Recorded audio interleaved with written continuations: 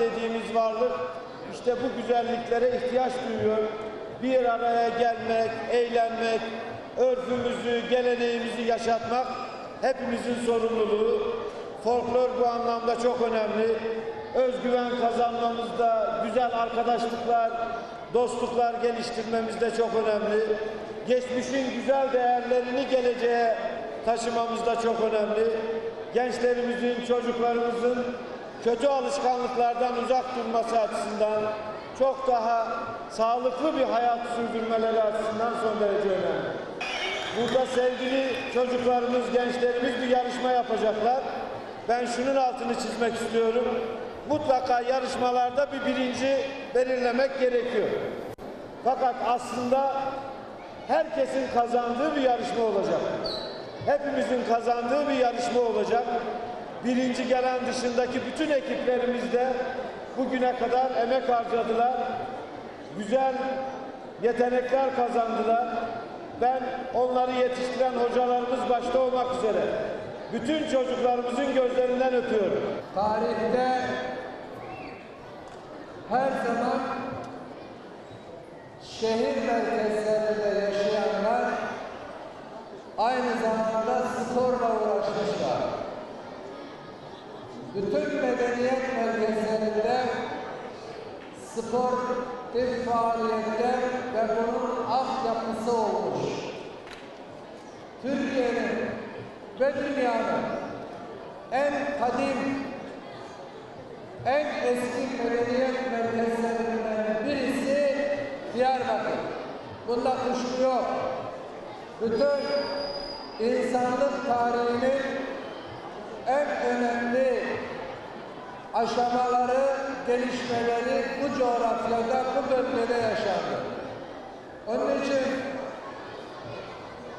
biraz sonra sevgili genç kardeşlerimizin sunacakları oyunlarda hem spor var, hem kültür var, hem müzik var, hem birçok ritmik hareketlerle, birçok figürlerle uzun bir geçmişin aslında büyük bir birikimin izleri, motifleri burada sergilenecek.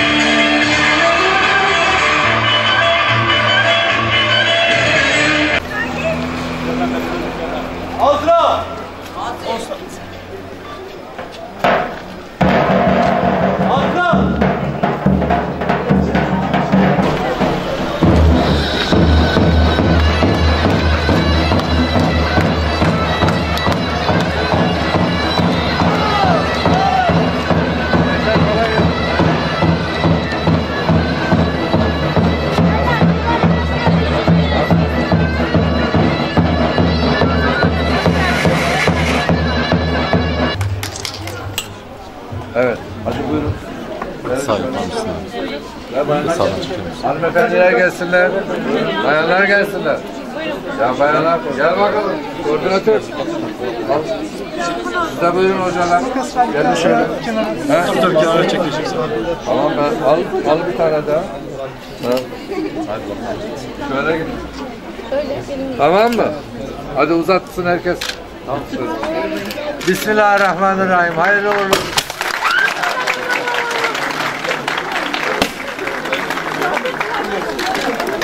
Kafama vurdu yani. Hamza.